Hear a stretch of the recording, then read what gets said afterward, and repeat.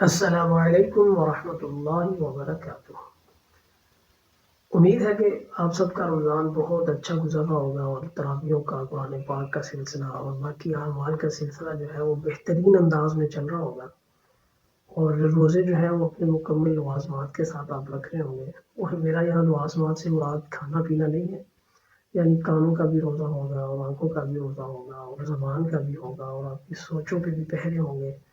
اور آپ کی جو ہے وہ ایک روزہ دار والی مکمل کیفیت ہوگی، اور پھر اس کے اثرات اور ثمرات بھی آپ کو ویسے مل رہے ہوں گے۔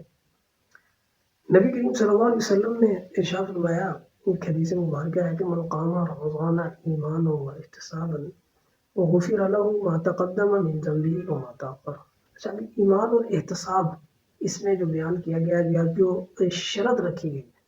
کہ اگر تمہارا جو ہے وہ تم رمضان میں ایمان اور احتساب کے ساتھ معاملہ کرو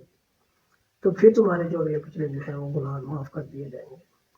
تو اس میں ایمان تو ہے، یعنی کہ اللہ تعالیٰ کے وعدوں پر یقین کرنا، کہ مکمل یقین کے ساتھ کہ جو روزے ہم رکھ رہے ہیں اس میں جو اللہ تبارک و تعالیٰ نے وعدے فرمائے ہیں ان پہ مکمل یقین ہو،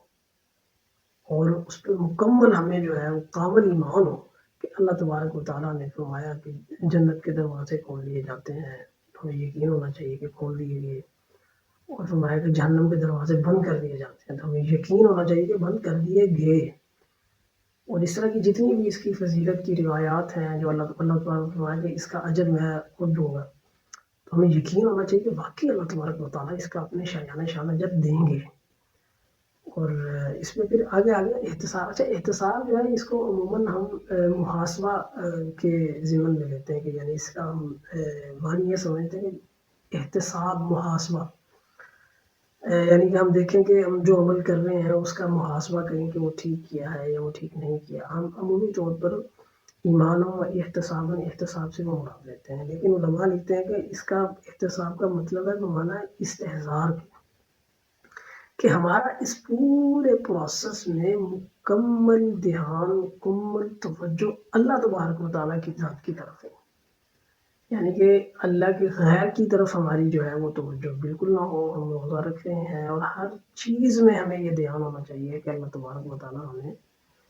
دیکھ رہے ہیں، اور اللہ تبارک و تعالیٰ کی ہم مسلسل نظر میں ہیں، اور اللہ تعالیٰ ہماری نیتوں کو بھی جان رہے ہیں، اور ہمارا روزہ رکھنے کو، ہمارا روزہ کھولنے کو اور اس میں نیک اعمال کرنے کو بھی اللہ تبارک و تعالیٰ بہت قریب سے دیکھ رہے ہیں اور جان رہے ہیں۔